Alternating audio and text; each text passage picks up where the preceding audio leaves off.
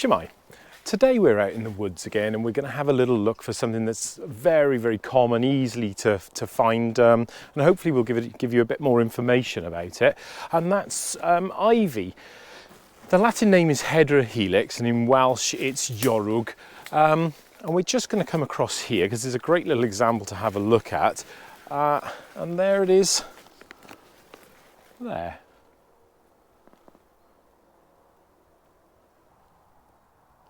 Okay, so ivy is incredibly common. You'll find it just about everywhere.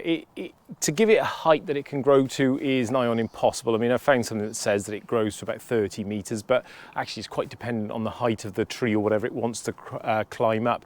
And it can grow and live for many hundreds of years. Like I say, it's an evergreen, so this is easy to find now when all the leaves come off the trees. We're in the middle of November, and what it will do, it's a woody native, so it's native, and we'll have a closer look at it because then you can see how it climbs up trees and rocks and cliffs and hedges and castle walls, and you'll find it pretty much anywhere. But it also, as you can see in this woodland here, it doesn't mind growing in the shade. Quite often in woodlands you'll find that it will carpet the floor and it will spread across the floor until it finds something to climb up. Also, it prefers to climb up things, but this one's interesting because, and it's difficult to see, but if you look here, there, what's holding it up is those branches there. And what I guess here is that you can see it there. That was the tree that it was originally growing up that has since died. And now it's sort of hanging on in there. But also, if we look in there, it's quite thick. And sometimes ivy can be self-supporting. And you can see it climbing up there. So I've walked on down a bit further now to this lovely little stream in the wood, and I'm not sure if you can see over there, absolutely fantastic fungi. And it's a variety of different trees from ash to alder, but I'm going to have a look at this little stand of alder trees here because it's a good example of well, I guess you can call it the trunk of the ivy. And what happens where it's sort of spread across, it's found this tree to climb up, and ivy have these short stem roots, and you can see these are kind of doing nothing, but they will grip onto the bark of whatever it's trying to grow up, be it a tree or a wall or whatever, and really firm. I mean, you could pull at this and you're not going to move that. They really get a good grip into any of the sort of fissures and the cracks in the bark, and these are, I mean, they're not old, but they're quite an age. But I've read that actually the trunks of the stems of ivy can actually reach about 30 centimetres in diameter. So that's nearly a foot, which is quite huge. So the leaves themselves can vary massively. They're generally alternate, so you'll have, as you can see there, one there, then there, then there. So as they go up the stem, they alternate. And they're on these big stalks, and they're generally sort of like a leathery dark green and shiny above, and you can see they're a lighter green underneath.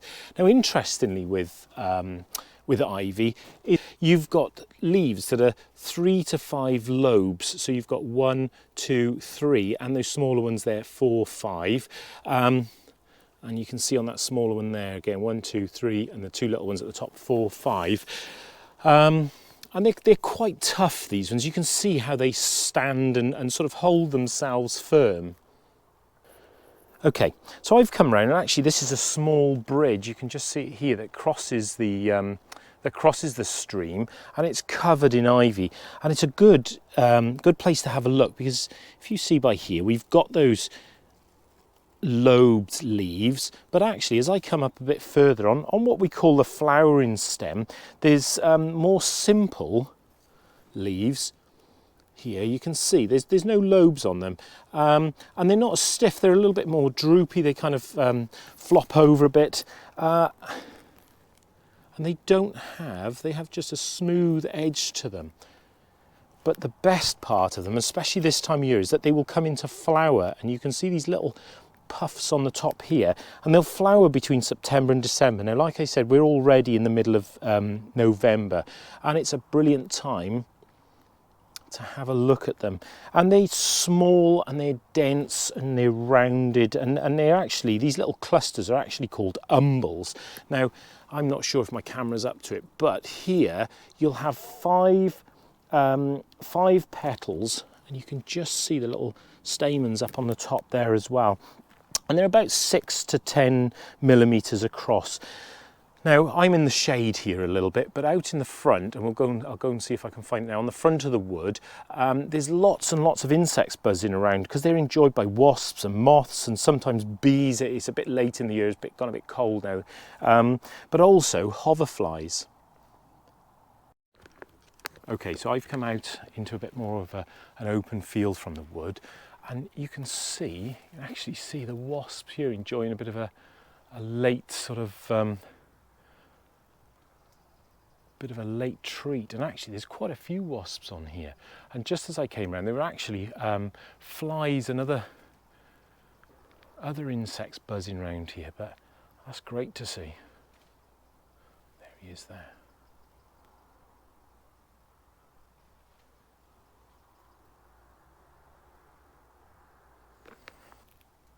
So once these flowers have been visited by insects, the fruits start to form, and they'll form a round blue-black berry about 8 to 10 millimeters across.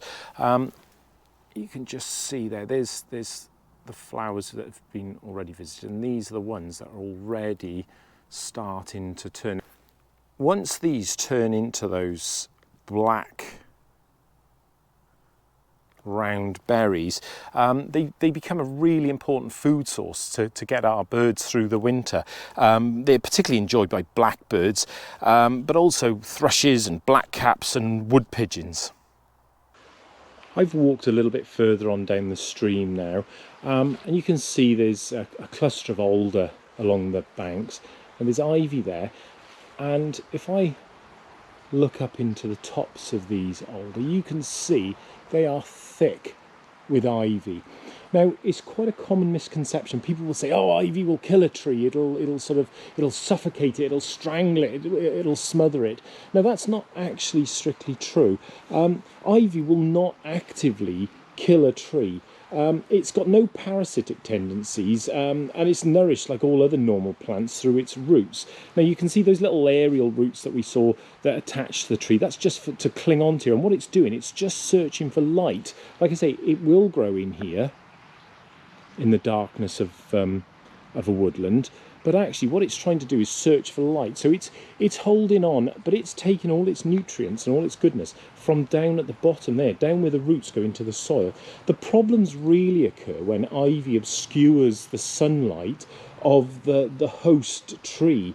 And also, so what you might see with a tree that's heavily laden with ivy is that the tree will start to have branches that will die because it's just not getting enough light. And the other thing that can happen is, and I'm not sure if you can see that thick one through there, it's just the sheer weight of ivy on the tree that can sort of end up pulling them over. Or in the winter, you know, trees are losing leaves, so in the winter when the storms and the winds come, the wind will pass through them and not push against them so hard.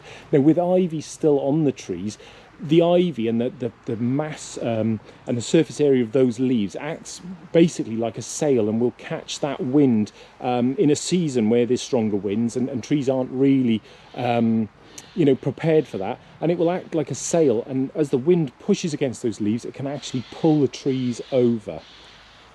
However, as we've already said, I mean, ivy, the benefits outweigh the sort of the problems that they cause by a mile. You know, the insects, as we've already seen, take the nectar from the autumn flowers.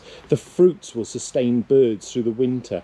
And that thick, dense foliage provides fantastic cover for nesting birds in the spring, and it provides shelter for bats and other small mammals, and that's not even considering the amount of insects that would live in amongst it. Okay, so I'm going to carry on with my walk. Now, ivy, you know, it's incredibly common, and therefore you'd expect it to have quite a bit of lore and interest surrounding it.